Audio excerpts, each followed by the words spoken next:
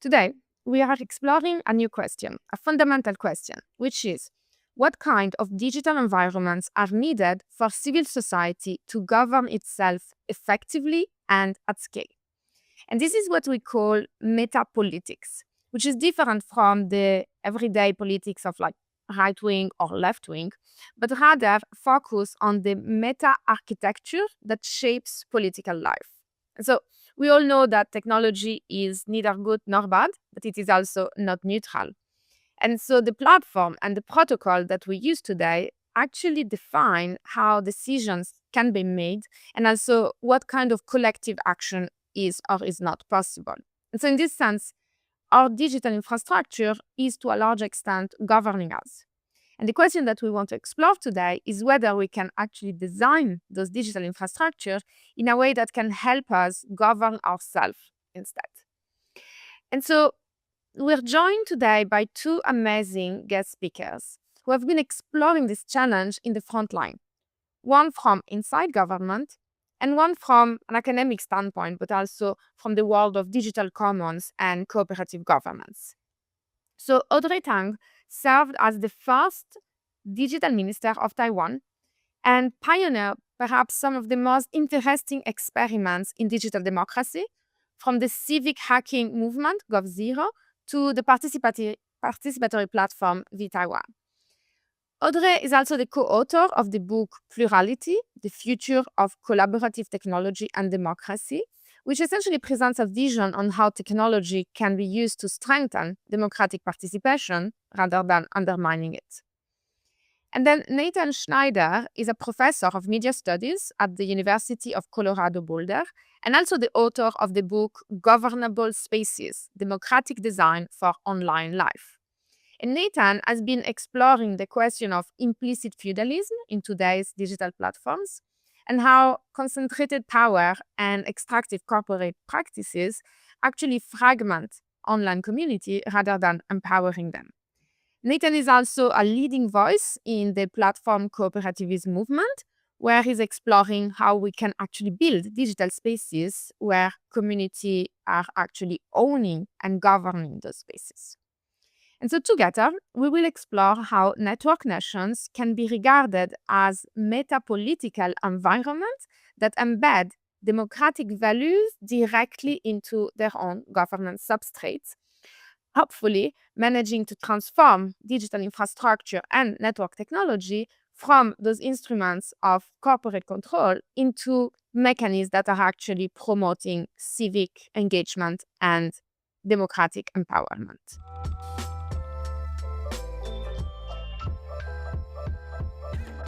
Cool, thank you both for joining us. I'm very happy that you get to meet Audrey and Nathan for the first time on this podcast. Hopefully it's going to be a fast and long collaboration that emerge. So we're going to jump in immediately. So the topic today is metapolitics. We're going to explore a little bit what it is and then how it applies to network nations.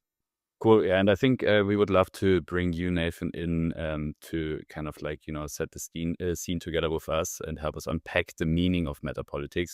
You published a very interesting book, like about a year ago, I think, called Governable Spaces. And I think the idea of governable spaces really resonates a lot with this concept of metapolitics and especially how it intersects with the like infrastructures which are confining like the environments in which we are as a society coordinating in the first place.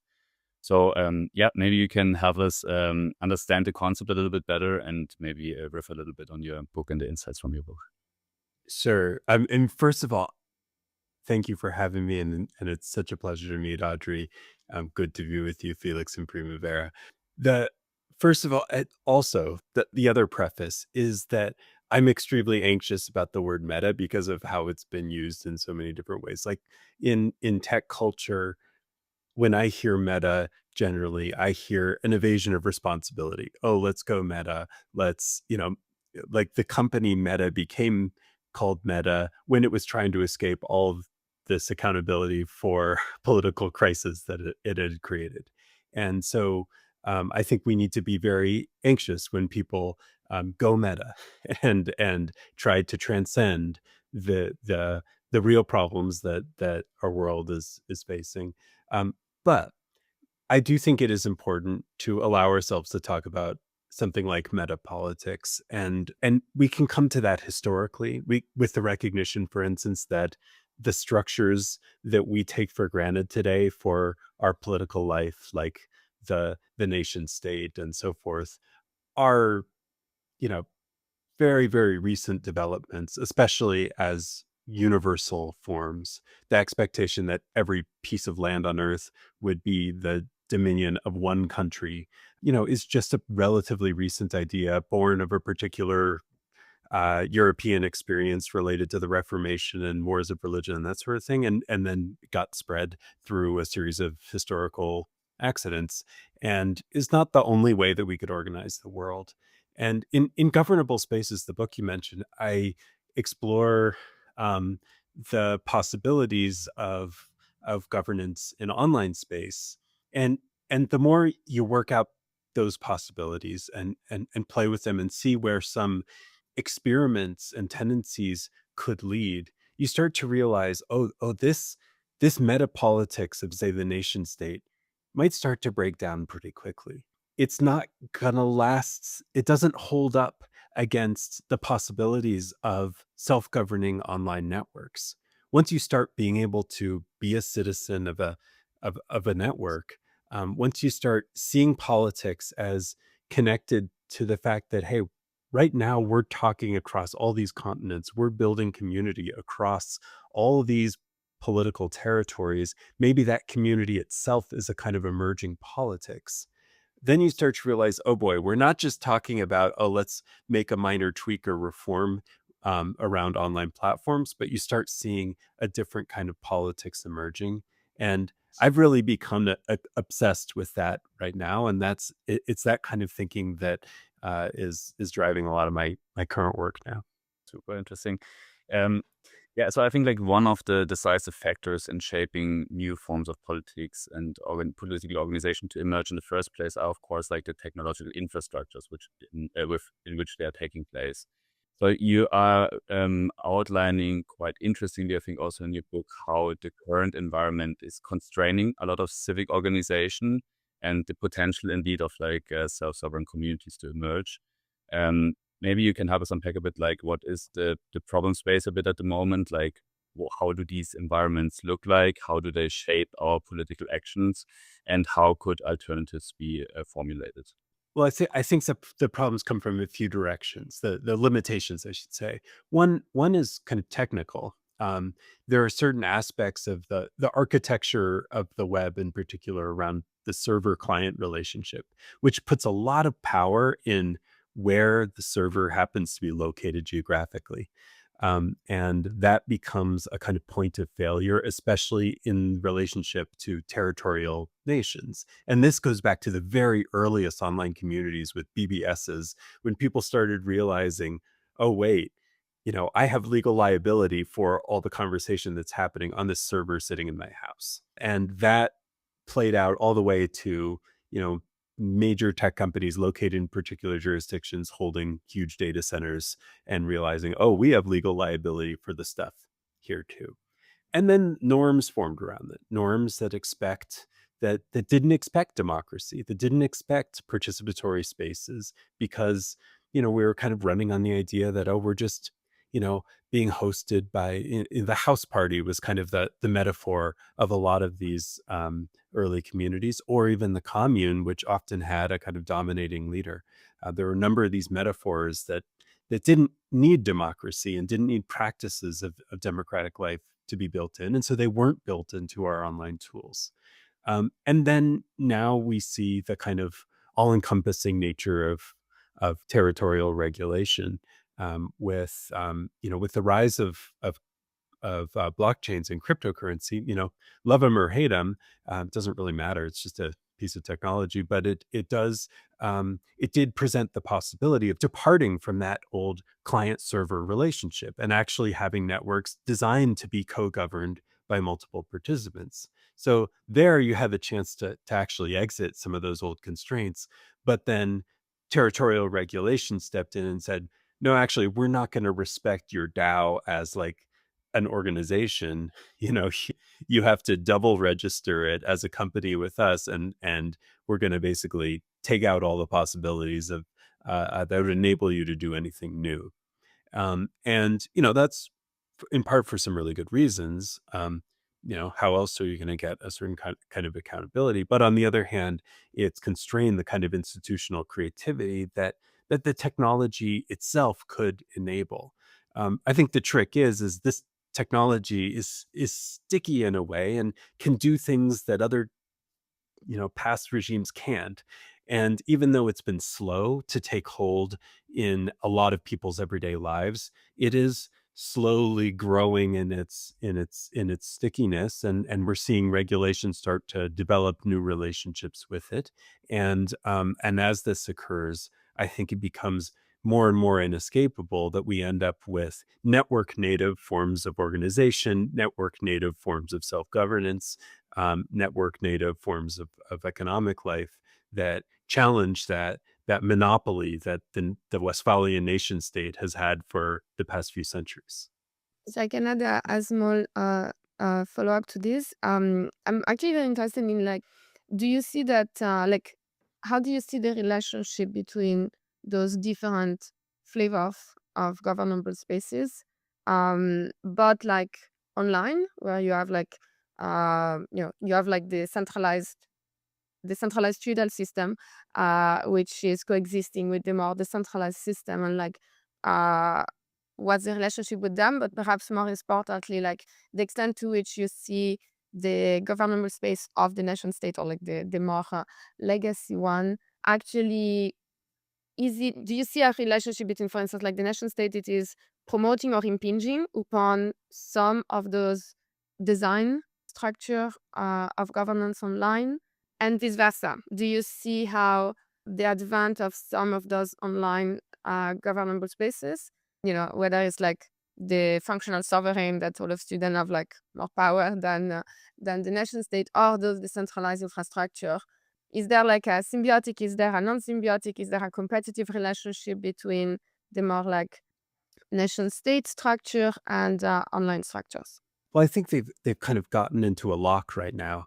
At least in the U.S., for instance, the context I know best, where, for instance, whenever something seems to go wrong in online space, like children are being abused, or politics is going awry, or all sorts of things, what happens is the people who consider themselves the responsible parties in government haul in the CEOs of the biggest tech companies, either to pay homage, as seems to be happening a lot today, or to be grilled in Congress and asked all kinds of embarrassing questions and so forth, and having to perform for 13 hours in front of cameras or something like that. In all these cases, the implication is you're the boss, you figure it out, you're in charge of this whole thing.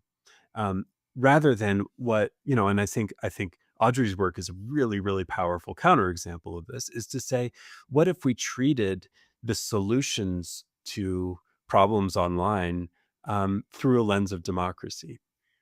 What if we saw democracy and self-governance as a way to solve these problems, rather than reinforcing the autocratic tendencies of the server-client relationship? And every time we bring those people in and seem to be making them accountable, we're actually just reinforcing their power. So I think, and again, Audrey has been such a leader in this. We could have an approach where we say, okay, in every time we confront a problem about platform labor, about social media speech, about infrastructure, we said, how could we insert democracy into this problem and enable people to solve it in all kinds of different ways all at once? That's how we solve a lot of problems in other contexts.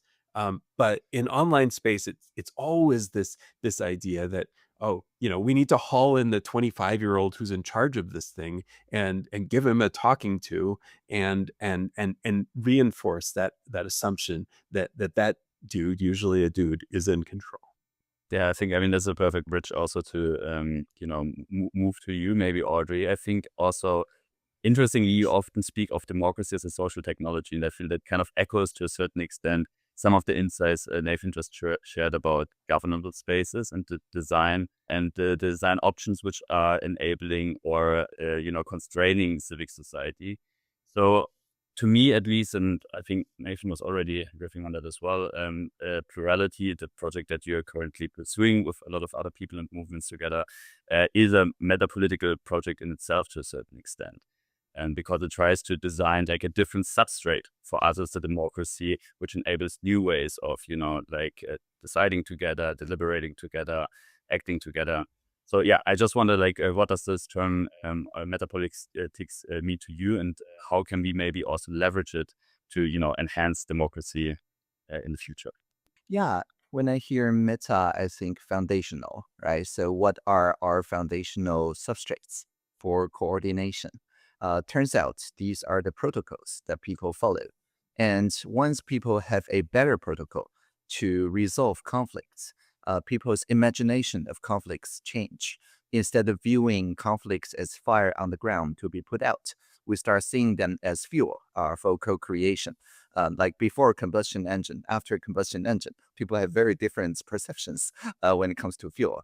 And again, fuel or fire, we need some sort of substrate to harness that into energy. So, for example, Nathan just talked about the harms caused by online platforms. For example, last March, there was a lot of deepfake advertisements suddenly appearing on Facebook, on YouTube here in Taiwan. It's usually NVIDIA CEO Jensen Huang trying to give you some crypto or giving you some stock options or investment advice to give back to his country or something. But the idea is that we do not need to ask like Meta or YouTube or TikTok CEOs to our legislation to hold them account. We actually can ask everyday people because we already had a protocol, in this case called alignment assemblies.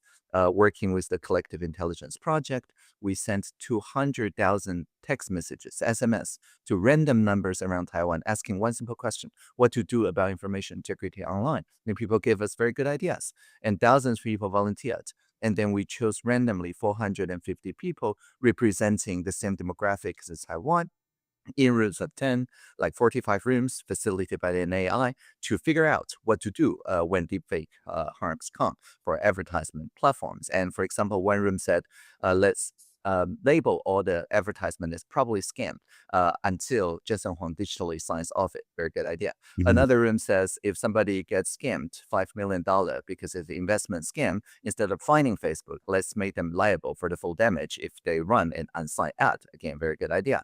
And another room says TikTok at the time didn't have a Taiwan office. So if they don't comply, let's not block it because censorship is bad, but let's slow down connection to their servers until all their advertisement business go to their competitor. And so all these ideas are aggregated by a language model. We read them back, people vote, more than 85% of people agree. In April, we checked with all the big tech for feasibility. They're feasible. By May, the Digital Signature Act gets passed, working with trust systems in kind of decentralized notary, and people love that idea. And then in July, the entire law, anti-scam law passed. So this year, you don't see any deepfake ads anymore in Taiwanese social media. So that's a very concrete thing, saying for each incoming harm, whether it's Uber like 10 years ago or deepfake ads last year, we can go through the same protocol so that we can democratically, let me do this again, so that we can democratically steer the incoming technology instead of just pushing the pedal or pushing the brake.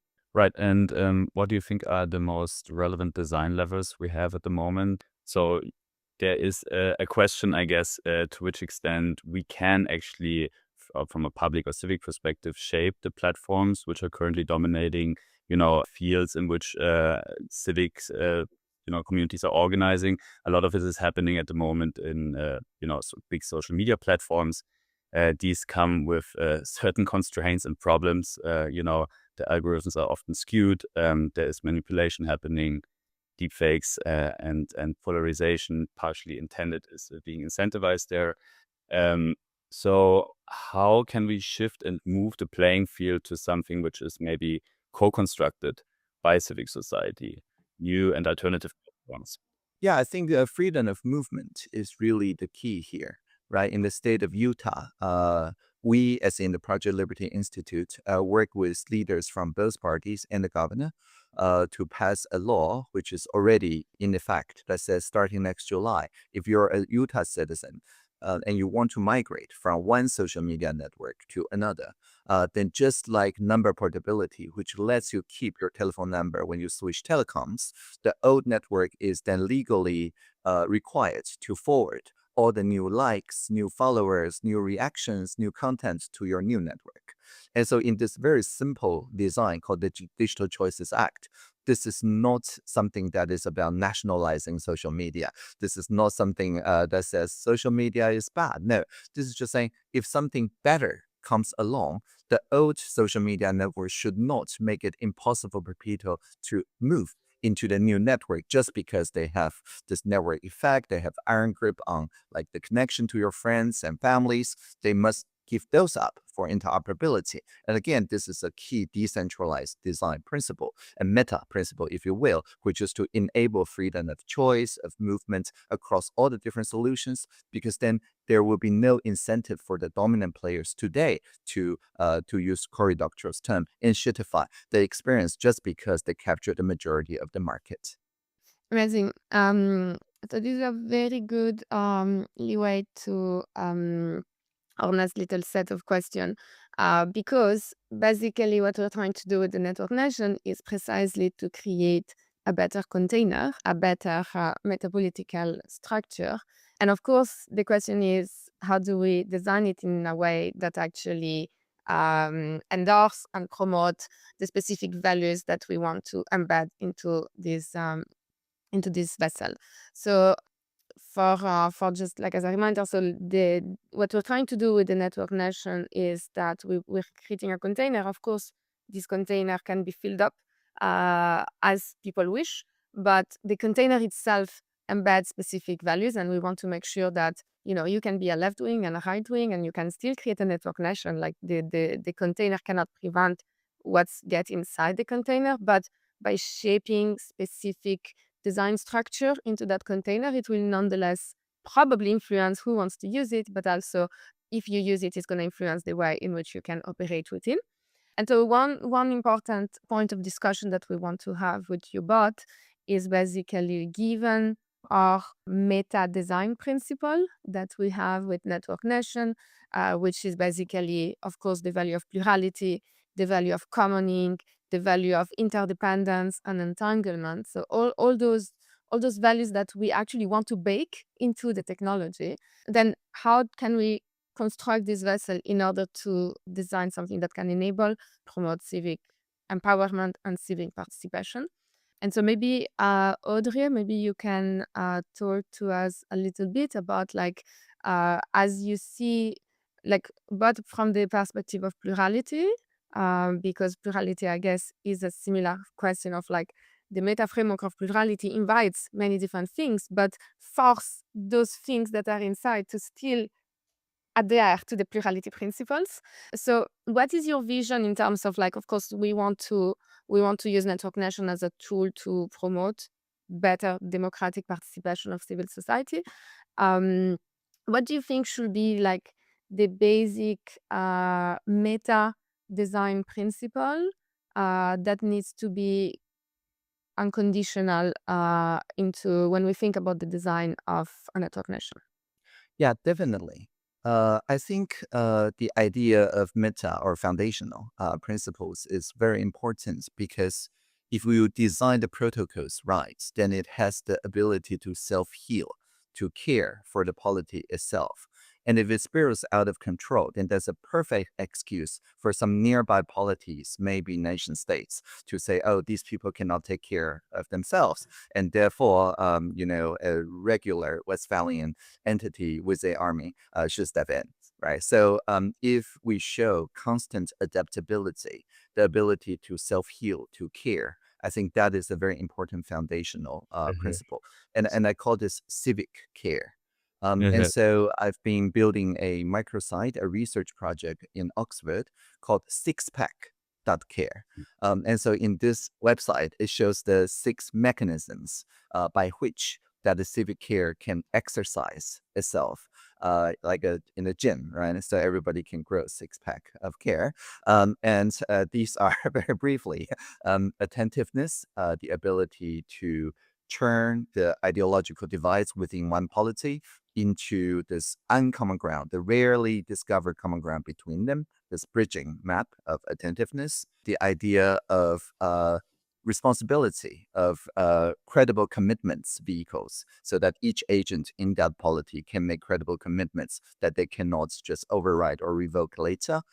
Competency, the idea of training agents using reinforcement learning on community feedback. So like drafting better community notes that bring in people along and how to use constitutional AI to build such agents. So that's competency. And finally, responsiveness, the ability to do local social cultural evaluation so that people can see whether those mechanisms are really fitting people's needs. And if not, there will be an ongoing evaluation of these mechanisms based on the local social cultural expectations. So that's one loop. And then finally, the agentic infrastructure that provides like agent ID, meronymity, partial anonymity, so that the Yeah. whistleblowing is easy and cooperation is easy, but it also is verified input. And finally, symbiosis, bounding the agents or the protocols to a local care moroscope instead of a paperclip maximizer. So that's the main idea of the six-pack of care. Would just love to hear a bit more about how you would imagine instantiating some of these ideas, and a couple thoughts about that. First of all, like for instance, when you think about existing decentralized protocols, they embed certain values and not others. They embed like the value of property, but not and the value of care is instantiated in very limited ways, like through mining or whatever. For instance, no instantiation of like care for the people who are involved. The protocols, unlike, for instance, the Federal Reserve, never check in on whether the people involved are employed. The Federal Reserve has to ask once in a while when making decisions about the money system, hey, are people having jobs? And it's interesting that none of the the cryptocurrencies we've seen have ever asked that. I'm also curious about what the degree to which you can see these kinds of values being embedded in a kind of decentralized way or a kind of centralized way. And I ask this because I think that sometimes we imagine that we can decentralize everything.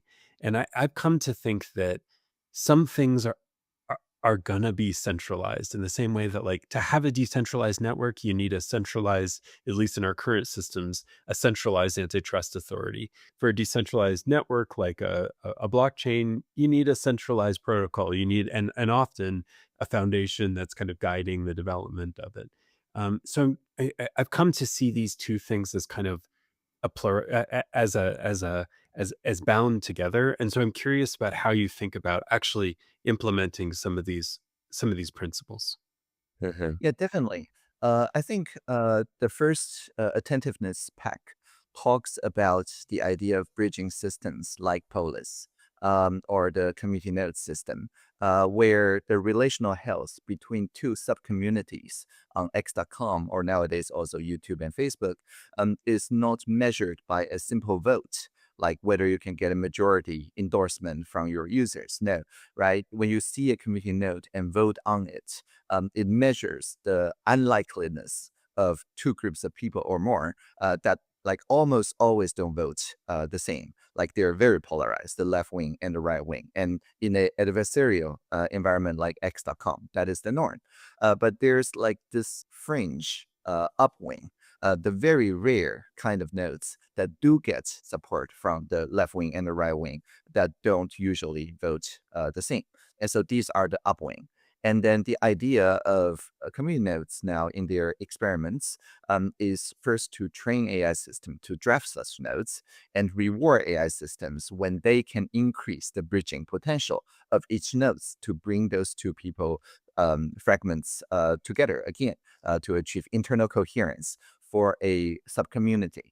And because of this ongoing training, they can also kind of predict like what kind of ideas will bring these people together in the next like rumor cycle, so that they can almost pre-bunk such issues and depolarize in advance. So that's a very good protocol to have, and they're trying out on a subset of X.com users now to have that kind of bridge making potential to be their main sorting algorithm instead of the current algorithm, which is kind of engagement through enragement. So that is one very concrete case using a local moral scope polity to train for bridge making and to prioritize relational care as measured by the unlikeliness of the ideological camps to agree, and then the potential for the bridging nodes for them to cohere. I think like out of the 6-pack, I think there are some that are potentially bakeable into a technological design. I think some of them might not. Some of them are more like social technologies, which I guess cannot really be baked into the structure. And it's more like, I guess some network nation might choose to adopt some of them, and some network nation might choose not to. And then it's more like what works and what doesn't work. Hopefully the one that choose to adopt them will be competitively superior and survive better. But I think like there is specific things that really can be embedded into the actual, I guess, socio-technological design as part of the framework. And then I think there are things that we can perhaps promote or suggest without necessarily embedding them as part of the problem is that when you create a vessel, unfortunately, people will just do whatever they want with the vessel. And I think what we're trying to think very hardly is like, what is the minimal viable vessel that embed as many of those values as we can, but that kind of they need to be there for the vessel to work. And then kind of like these will nudge whoever see this as a powerful vessel will somehow automatically be affected by the technological design of this vessel because it just comes with it, right? And I think like all the thing about entanglement is also part of that. It's kind of like if you manage to structurally entangle, then you can create a better vessel. But also we have to deal now with all the interdependency that you have created through the entanglement, and then what are the technology that can help dealing with this interdependency? And that's where I think the 6-pack become very useful. Right, which is why I frame the decentralization potential as a freedom of movement. Having the freedom of movement doesn't mean that you move around all the time. Although I did travel to like 25 countries the past year and switching time zone every 7 days, that is not a obligation, right? So I can at any time decide to stay like in Taiwan or Oxford for more than 1 week. So the point here is that once you have the freedom to fork, then you have the potential to decentralize the system. If you find that the vessel needs a different steering, you still have the steering wheel. But for most of the time, people will probably stay in a polycentral fashion, some of those central hub points. But that's not because they don't like decentralization. It's precisely because they have the right to move away that these polycentral points of contact can be metastable. And I wouldn't discount the power of kind of social pressure in these kinds of systems and say that only the technology provides a hard kind of constraint. I mean, I think how many countries right now have no meaningful democratic mechanisms and yet have presidents, right? You know, and I think that's a sign of the power of the social protocol. You know, there are monarchies, they're perfectly capable of becoming monarchies, but they recognize that the kind of mood in the room at the United Nations means it's probably better for them to call themselves a president, even if in no way their behavior reflects that. And even as long as they do, it still creates a kind of pressure on them that their citizens sometimes can exact to say, well, if you call yourself a president, let's actually, you know, let's take this seriously. It keeps the seed there. And to me, that is one of the most powerful, you know, it is a question that is terrifying and thrilling about this kind of possibility about a different metapolitics is what kinds of norms are going to start to take hold and what kinds of, and so I'm so glad that when Audrey's thinking about this, it's not just about what can we encode into the technology. It's also what kind of norms do we want to be widespread as, as new kinds of protocols are spreading, in technological forms and in other kinds of through other kinds of mechanisms.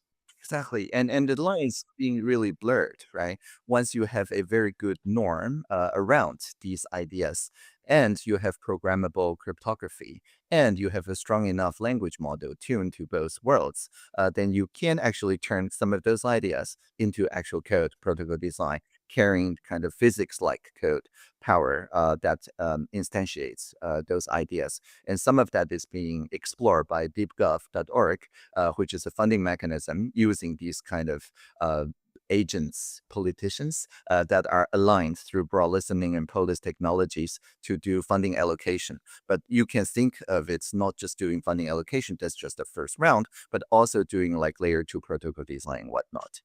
I think it also works on the opposite direction, which is like, and I think the blockchain is a good example of that. It's like sometimes by creating a particular technological artifact, it creates affordance and constraints that force an actual governance and societal innovation on top, because you have to, right? And I think the decentralized nature of the blockchain has actually created an incredible amount of governance innovation, because you need to figure out distributed governance, and it goes in the positive and the negative direction, but the technological design is actually a trigger that force the social technical system to also innovate at the social level. One of the important agenda point, I guess, of the network nation is, of course, we want to make sure that civil society gets actually empowered to act as a political actor. And we often have these questions when we present network nation and so forth, where people are like, great, how is that different from a well-working online community, right? And I think that's an important component, because of course it's not just an online community. And so what we're trying to understand is also from a design perspective, like how can we ensure that these metapolitical structure that we create actually enable political emergence, but at the level of recognizing the community as a political actor, and also being able to act as a political actor through collective action.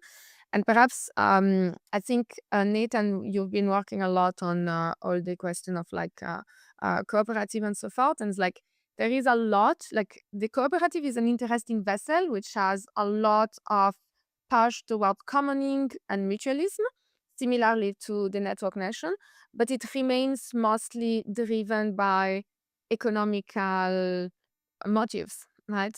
And so, but yet they have been experimenting a lot with this thing. So to which extent would you see, what is the shift between just being like aggregating together because we have a common economical reason to commune, versus commoning and creating mutualism and entanglement as a political premises?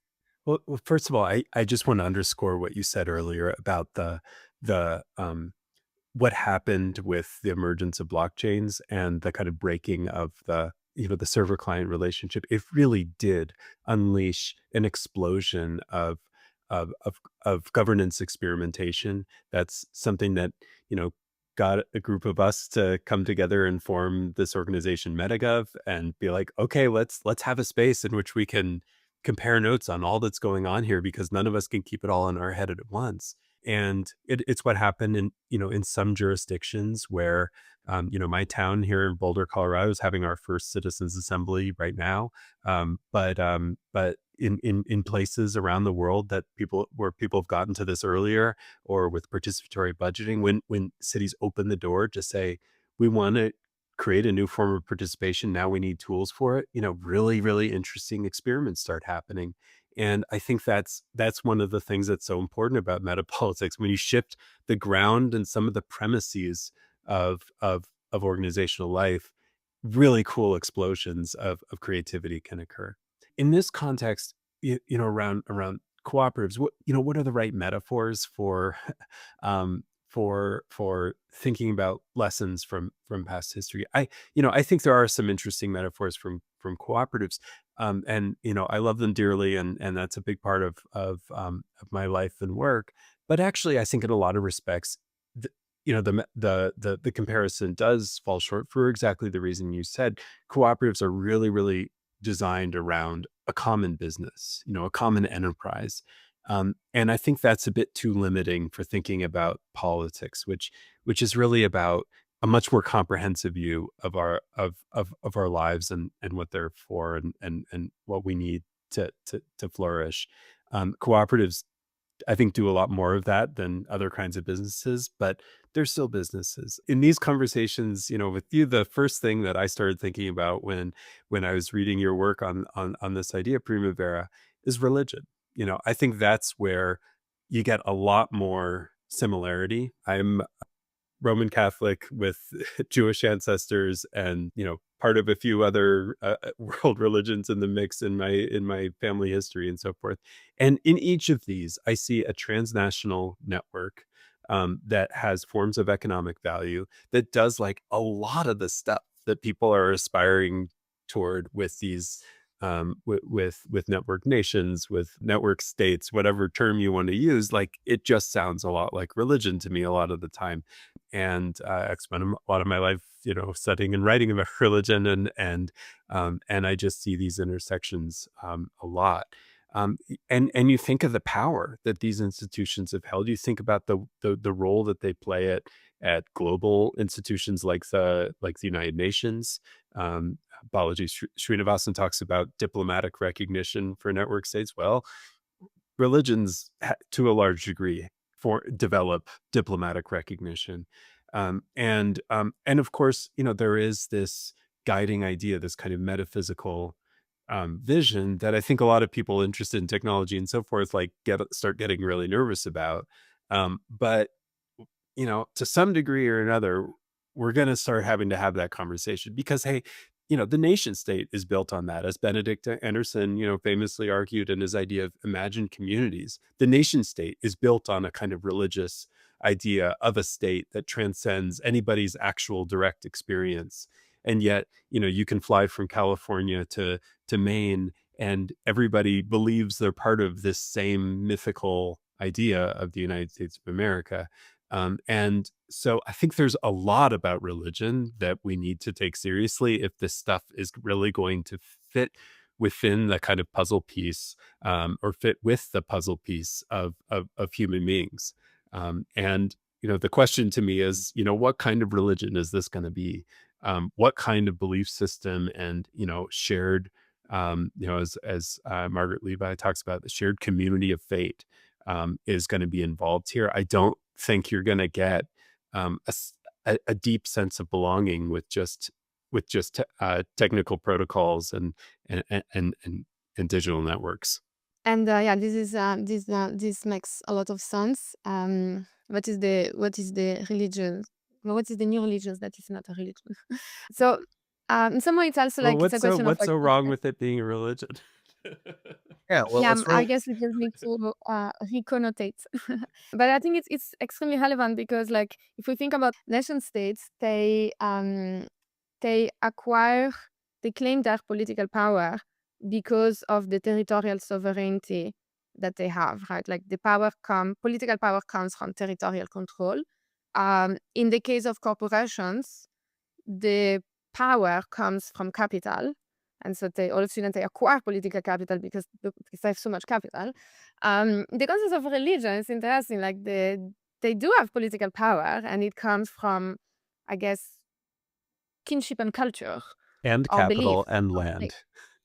And they acquire capital and land as a result of that.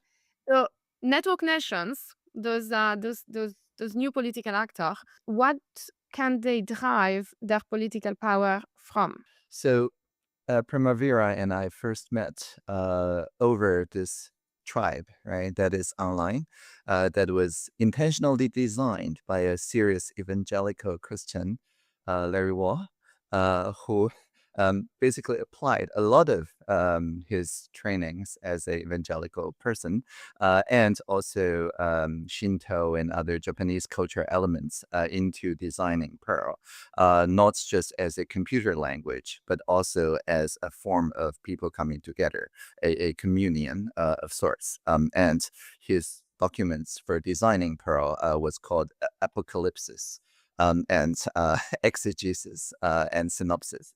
And I wrote a apocrypha. But anyway, the point I'm making is that if you think about the wider communities around open source, free software, Creative Commons, later on open government, and nearby adjacent, let's just call them open movements. Exactly as Nathan said, right? It started as a belief, an idea, a common kind of doctrine, if you will, but then it translated to real economic power because it is a new engine to not just share the burden of maintenance cost, but also make permissionless innovation like literally negative cost. Like it gets rewarded if you can, find some bugs, bounties, and things like that. And therefore, we acquired collectively as the part of open movement, not just economic power, but also agenda setting power when it comes to politics through movements to fight like the old cryptographic wars against export control and things like that. And so I think this unifying imagination is really key, and it can translate to economic, political agenda setting and other powers exactly the way Nathan described as other organized religions do. Right. I think another point we're trying to make with network nations, and we're trying to, juxtapose this concept a little bit to the network state, is kind of the theory of change, right? So how can we empower civil society to become a political actor on a global scale? It's a question of how can you enable communities bottom up, to connect with like-minded communities around the world and start coordinating around shared goals. And I think what sets us a little bit apart from, amongst many things, I guess, but amongst these is also the what sets us apart from network state is the idea of self-sovereignty. I feel it's like an important principle to enable any given community to act and operate in a way which is not infringed by external entities. But I think a lot of the techno-political imaginations we are seeing out there are starting from the hypothesis of the self-sovereign individual, right? Like empowering the autonomy and the agency of often, highly influential, high net worth individuals to expand their reach into new domains. I think we are interested in a different notion, which we working title, I guess, at the moment, but call self-sovereign communities.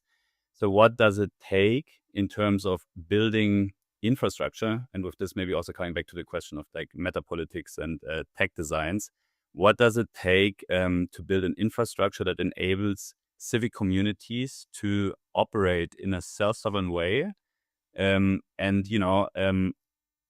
coalesce around these shared goals? And I feel like this idea and notion of self-sovereignty is here really critical because we are living in a world, of course, where a lot of different forces, specific, corporate agglomerations of power, but also like autocratic forces are encroaching on the space of democratic deliberation and democratic life per se, I think.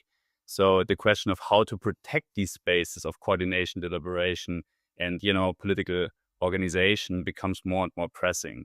So I wonder if you have some ideas on how we can design these spaces in a way that allows a bottom-up, emergence of these political agents, but B, in a way which is protected against forces which are trying to, delimit that space. So one thought is that this corresponds to the solidarity pack, the fifth pack of the six-pack of care framework. In it, we argue that just as in the alignment assembly in Taiwan, we sent SMS from the trusted number 111 to 200,000 random numbers around Taiwan. This is a way to combat the kind of coercion or trolling or civil attacks and things like that, right? Because that it is very difficult to capture such a process if you go like literally randomly to 200,000 numbers. And from the civil society side, we're now popularizing this idea of meronymity or selective disclosure. It's a way to prove, for example, that you are a resident of Taiwan and therefore part of the polity that try to set the rules of Facebook entering Taiwan or Uber entering in Taiwan. But in doing so, you do not have to reveal where you live, or you need to prove you're between 16 and 45 because you're deliberating on use policy. But then again, you don't have to disclose your birthday or your name or things like that. Without such selective disclosure verifiable credentials, nowadays it's trivial for one malicious AI swarm operator to masquerade as people in that network nation and therefore take over the vibes of whatever community there is. So a very strong protected deliberator composition based on such verifiable credentials, but with some way to shield those deliberators from doxing, that is to say, from getting their personal details revealed. I think this is absolutely critical infrastructure, which is why we released the decentralized ID wallets from the Taiwanese government in open source. So actually Creative Commons Zero, no copyright, so that if you don't trust the government, but do trust your local church or temple or mosque, they can fork that wallet and still become interoperable and still issue verifiable credential in which you can prove that you're of a legal age or you belong to this organized religion without doxing yourself. I think this is it's such an important question to be asking, and it's a really dangerous question. The way things are going right now, this conversation is headed in really dystopian ways, right? That are going to enable some of the worst tendencies of our current tech economy to just have more power and fewer constraints. And you see this in how, for instance, Srinivasan is building the network state empire through essentially an investment fund, and all the kind of accoutrement that go with it, like accelerators and camps where people are not taken care of well, and all kinds of things, movies we've seen before. And the result of that is centralized power, even when he doesn't really say that explicitly in a lot of contexts. We see where it's going with the practice. And I think back to, I've been having conversations lately with a prominent archaeologist named Gary Feynman, who's done a lot of work on looking across ancient civilizations at what seemed to determine, or what's it not determine, but what seemed to accompany different kinds of governance structures. And a lot of his work's been really powerful and eye-opening in recent years, showing that it's not a one-size-fits-all thing. Hierarchy is not the only way to manage large, complex societies. But economic forces are really, really important. And so I think the infrastructure that we need to be really attentive to is the flows of resources and control over resources. In these ancient civilizations, if people were dependent on imported resources that a small elite could control, that small elite was in control of that society. That's where you get big pyramids with kings inside. When you have a society that is totally dependent on some external resources. And so we need to be really aware of how these economic flows are going and figure out how to ensure that we have something, if we want more democratic, more participatory outcomes, that can really compete with or just undermine the kind of venture capital centralization story that seems to be really taking hold. A couple of techniques I think that are important. One is getting there first. That's how protocols often get set, and I hate to say it because I like, slow and deliberate processes, but that's how protocols form. It's really important to set the mold, set the pattern in place.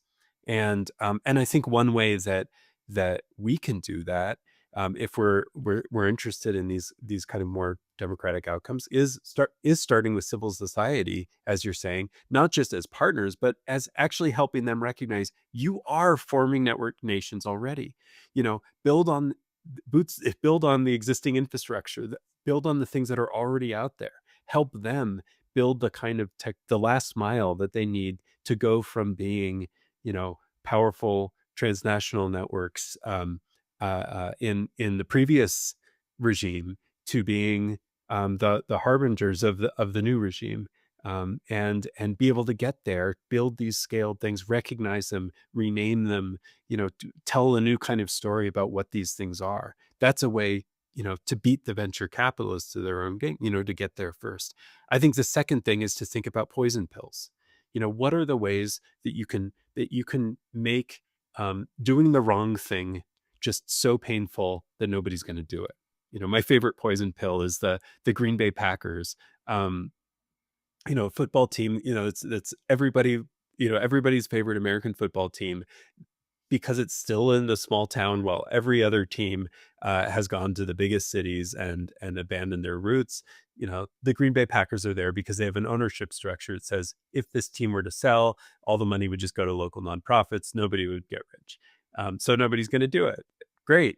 You end up with a really pro-social outcome. Let's think about ways in which we can just make these systems make it painful to do something other than the right thing, and to make sure we have really strong primitives too for things like soul-bound identity, ensuring that bypassing people and just focusing on tokens is just not is not done.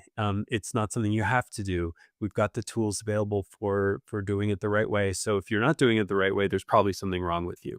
These kinds of mechanisms, I think, really need to be established and socialized to prevent others from swooping in too quickly and setting a really dangerous set of norms. Just one follow-up very briefly, because I'm just so I'm 100% with everything you just said, Nathan. I think one bottleneck though, which is very crucial and which we are also still trying to tackle in our thinking, is the question of funding and scale, right? Because the common challenge against a lot of the things which we all stated in the past minutes is that this is nice in theory and it's cool to run an experiment on this in a small community, but if we want to roll this out on like a civic level around the globe, then we need to compete with global platforms, and there is just not enough funding within civic society, and maybe not even in the public sector anymore at this point, to even build infrastructures that can compete on that level. Well, so I wonder, to a certain extent, if that argumentation is flawed in itself already, and if there is a different starting point to the question we should consider. So is the goal always, to achieve the certain scale that we can compete with these kind of, megalomaniac, massive infrastructure which are being built by big tech, or is there maybe a different theory of change that we can apply here? This is a lesson I learned from cooperatives, right? Is that it's actually very weird that tech startup culture is all about, we've got to start from nothing and go to everything. That is a really expensive proposition. And, for better or worse, they've figured out the economic models to make that work. But that's a weird and screwed up way of doing things. And what cooperatives do when and cooperatives have a really, really hard time doing that because they don't have access to those mechanisms. But what cooperatives are really good at is taking existing economies and actually just making them more efficient. I mean, a case of this that, people might be familiar with is like mutual funds, where you have, where people started realizing, oh, wait a second, if we just took all the investing that people were already doing and put it in something that they co-owned, and they decided they're not going to pay the fees, the super exorbitant fees to the fund managers, and they're just going to kind of do it at cost and reduce costs as much as possible. They could actually totally transform the financial sector. You have national scaled cooperatives in some industries, like for instance hardware in the United States, agriculture in a lot of parts of the world, where you're able to build massive businesses not by starting from scratch, but by taking what's already happening and reorganizing it a little bit, shifting some layer of some key layer of the economic activity, and redirecting it in a different way, and suddenly you're able to build a very large business, a very large kind of economic system without having to reinvent everything, because what you're doing is essentially reorchestrating the fabric of society that's already there, and you're valuing what's already there. My grandfather ran a national cooperative of hardware stores. He did that not by starting from one hardware store and building out to all of them. He did that by creating an opportunity that lots of hardware stores and distributors that were already there that he wanted to support, that enabled them to do their business better. And I think that's the chance to figure out how can we use what's already out there. So my mom actually was a founder of the Homemakers Union. At the time, started as a kind of environment-friendly agricultural idea promotion association, but very quickly became a consumer co-op. So the same logic that Nathan described works not only on the producer side, it also works on the buyer side. And homemakers already have to buy groceries anyway. So this is not about scaling out something. It is about scaling across many different communities so that they come up with a protocol that, oh, we will only buy like organic farming products or something, and then coming up with some way to negotiate with the producers, bypassing the existing intermediaries. But if you look at what the individual members of this still now Taiwan largest consumer co-op do, well, they still just go to buy groceries. They do exactly the same thing they do before, just with a slightly different protocol that enable its replication much easier across smaller communities. And so scaling across is much easier than scaling out when you're working from the buyer side. We call this fractal scaling as opposed to scaling up, because it's kind of like you're fractalizing the system and then interconnecting. And I think it's interesting because this is actually like what we're trying to do with the network nation is not necessarily like we're trying to convey a concept and a framework, but indeed the goal with this conveyance is that many people all of a sudden have this new thing in their head, and all of a sudden they can see the world and they can actually see that they might already be part of a lot of those network nation. It's just that they didn't know the concept existed, and so they couldn't see them. And by giving them this kind of conceptual framework, we hope to help people that are already a network nation to realize that they are, and then of course take action and not just be an online community or not just be like a group of friends, but actually recognize that you are a political actor, which can also take action and have political impact.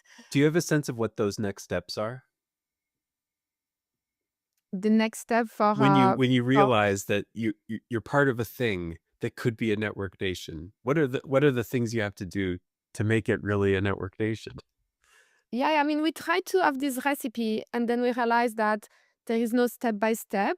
I think it's more like there are different things that can be done that can enhance.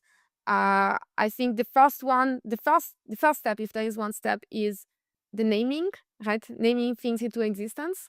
And I think the moment in which you have a group of people that starts naming themselves as a network nation, as opposed to as a group or as a collective, already, if the word network nation means anything, it's already changing the flavor. Like all of a sudden, there is a state shift, because now we are a network nation. Now all of a sudden, things will start becoming a network nation because we name it like such, we recognize ourselves as such, and others start recognizing us as this.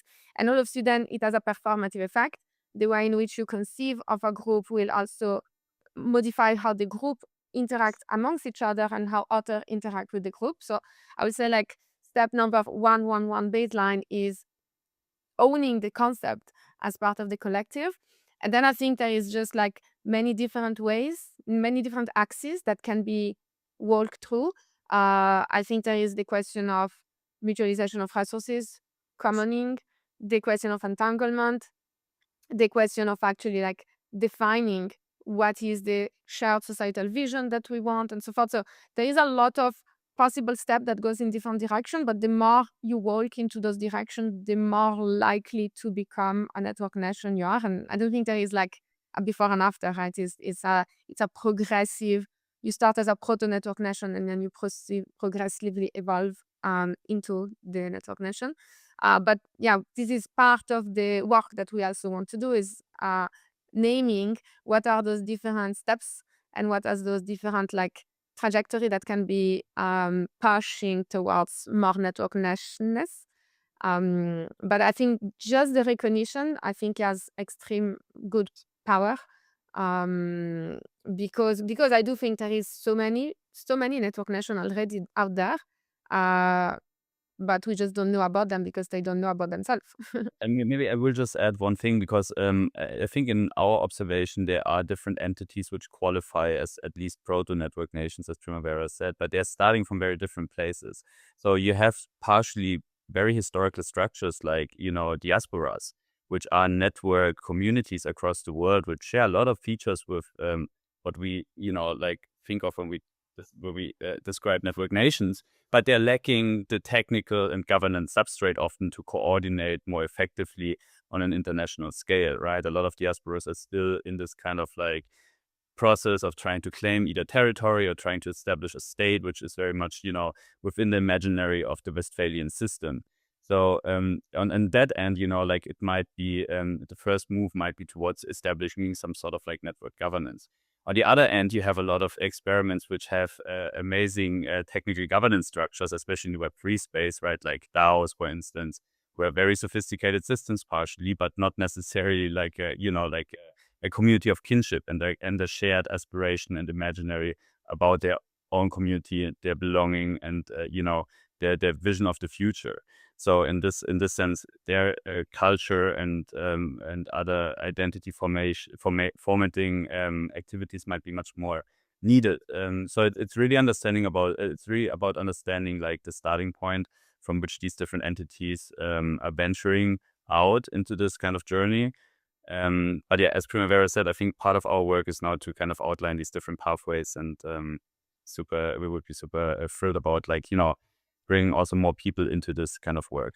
And that is one last important discussion that we want to have with both of you, which is something that is oftentimes used as a criticism against the recipe of biology towards network states. But I think it's something that could potentially also apply as a criticism to network nation. And it's the question of, if a network nation is a voluntary opt-in type of network, and of course we all want it to be a voluntary opt-in, there is obviously a risk that it leads to somehow a very maybe too aligned set of individuals. And one of our baseline hope for network nation is, of course, that because we have people from all around the world that belong to this network nation, we might actually ideally increase the breadth and the scope or the coverage of potential different opinions and so forth, so that we might be able to address some of the global challenges that nation states which are too focused on their territory fail to address, or corporations which are too profit-oriented also fail to address. The challenge, of course, is that because it's an opt-in thing, what happens if we end up with network nations that are just people agreeing with each other, and there is absolutely no variety and enough diversity or plurality in order to actually have meaningful conversation that can lead to a better opinion in the end, and therefore being able to address global challenges because of the diversity of at least in the deliberation process. And so maybe Audrey, I think you probably have a strong opinion on that, but Nathan as well, is how do we actually design this framework that at the same time invite as much diversity both at the value and at the opinion level, but also that help understand that this diversity is a positive thing because it can enable better operations if we manage to bridge them. But then how do we ensure that on the one hand, so one risk is that not enough diversity, only very value aligned people, and therefore quite weak at the deliberation level, or too much diversity, but then we cannot bridge amongst them, and then nothing happens, but there is a paralysis because we cannot get to agree on anything. Yeah, well, I mean, to me, democracy needs to be fast, fair, and fun, right? There's no trade-off between the three. Once you start making the trade-off, then you got into the kind of situation you just described, in which there's no fun. in talking to people who are too different. And so you just admit people who are similar, which is fast and arguably fair, but not at some points not fun at all, right? Because you need diversity in order to have enjoyment. And so I think a quick way to turn conflict into co-creation and a culture that builds this approaching effect. That is to say, we actively enjoy crossing longer distances, giving large bridging bonuses to people who are so different from us that there's an overflow and there's a wraparound, right? We need to really celebrate this kind of crossing large distances as part of the culture. Otherwise, it risks becoming a cult and not a culture. And then it will become like a self-limiting idea. And so to scale across, you need to celebrate long distances and the resolution of long distance differences and conflicts, and really take enjoyment in the quick and fair resolution.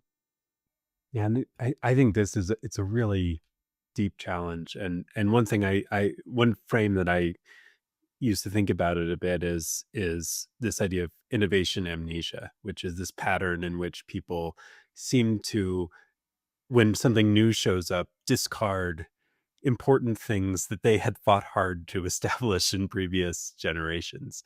For example, we could think about the way in which when you switch from sending your mail through the postal service to Gmail, suddenly you trade a system that doesn't spy on you to a system that does, and you just accept it because wow, it's so fast and pretty.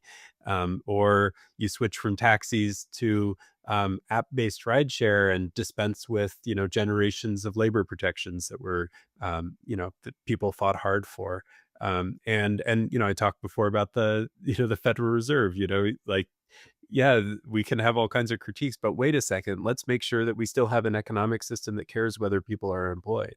And I think this is another reason that I think the really, really crucial dividing line between the network state idea, which is built on startup disruption, and a network nation idea could be the idea of building on what's already there. Building on the good things that we have established, where we have good universal healthcare programs. Let's not blow those up and hope that we can reconstruct them, because we in the United States know that that's really hard, and we've been struggling to do that for decades, and we can't manage to figure it out. And for those of you who have it, keep it. And figure out how to build other layers on top of that, and maybe someday you'll replace it with something better. But be careful with the inheritances that we have from past generations. And as we build into the future, let's see if we can build on those shoulders for the next things, and not lose the gifts that we've been given. That is, I think, both like the risk and the real opportunity for this kind of thinking about a new metapolitics. How do we relate to the past, and how do we make sure that we don't forget the good things that we need to hold on to? So within our intentional communities, which we hope eventually will grow into a network nation, we have this I don't know, this thought, I guess, which we call the plurality paradox, which is essentially this actually acknowledgement from, I guess, a small degree of empirical experience, that the more aligned people are at the value level, then the more we can actually hold diversity at the opinion level. And then, because if you share the same value, it becomes very fun, I guess, or very interesting to actually discuss different opinions, because we know that we're standing on the same ground. And it just happens that, conceptualization of the world has led to us having different opinions. And so it's interesting to explore the thinking space to understand why, given the same value, we have different opinions. Vice versa, if you have people with very different values, it might become extremely complex to deliberate or to argue or to debate, because the opinion almost don't matter if the values are clashing. And so one question that I would love to hear from both of you is, like, in terms of like these political actors that we are trying to craft with the network nation, what is actually leading to stronger political capacity? Is it more important to have an accumulation of values in order to hold the diversity of opinion as a positive space of debate? Or shall we actually try to identify people perhaps that have diverse values, but that are united by the same problems or the same societal vision, and therefore we'll also have to somehow figure out a way to work together, even though the values are different? What's your opinion on this? Well, I stumbled on care ethics and specifically civic care from John Toronto precisely because she treated the ability for a community's relationships within those communities to have a healthiness when it comes to the difference of opinions, the ability to resolve them, to be attentive and take care of each other, and so on, as the primary thing to watch out and to design for. This is in opposition to most other values in virtue ethics, which is about individuals who must strive to be, I don't know, courageous or to have great temperaments or to have this compassionate, or the ability to show empathy and so on, which are all individual level traits. The problem of these is that if you cultivate for those individual based traits, it is almost always to the implicit exclusion of the other traits that these individuals maybe have no taste buds for, right? Because people are neurodiverse. For some people, some virtues are simply less accessible than other virtues.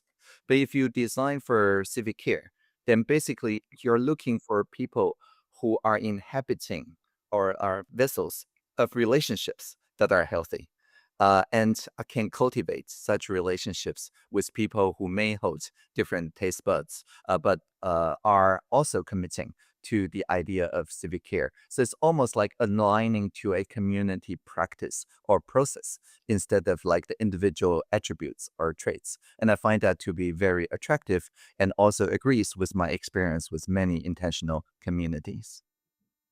Yeah, I think I want to go back to that word entanglement that you used earlier. I mean, I think that's really important piece of the story, and that values I think can only be part of it. You know, values are kind of hard for humans to hold for too long, I think, in a certain respect, and they bounce all over the place. I mean, we experience that very deeply right now in this country, where you know the our values have diverged so profoundly in so many respects, and what holds us together is often just like appearances and just like these weird little like social norms about like how you show up in a space, how you drive a car, how just like the ability to live together, um going to places of worship together. These just basic norms are like the tendrils holding us together, and they look a little more like ritual than values, because they're not actually, we have different stories that we tell about why we're doing that thing, but we're still doing the same thing. And the political philosopher John Rawls talked about overlapping consensus that holds a society together, and I think that consensus can look a lot of different ways, which might be a good thing. Some network nations, it might be values. Others, it might be, a thing we do together. And we have very different values, and that's okay. And sometimes, for instance, in my religious community, it's the one place in my life, a lot of the times it feels like, where I'm in contexts where people have different political beliefs, and we're brought together by a shared ritual and a shared story and history. And I think you need to recognize that it's that thick structure of human life that enables us to hold our societies together. And the entanglement is that recognition that even when we're very different, if we become entangled with each other, that's a way of enabling diversity to flourish, right? Countries that are deeply economically entangled tend not to go to war with each other because it's just too painful. I think one of the scariest things that's going on right now in the world is the disentanglement of economic life. That can pave a way to really, really dangerous conflict. And we have to be aware about like the risk again that we take if we challenge the nation state. I mean, I live in a region that has deep problems with water. If we weren't all part of the same country, we would probably be at war. Colorado would be at war with New Mexico or whatever, because like there's just not enough water to go around and to let us do all of our things.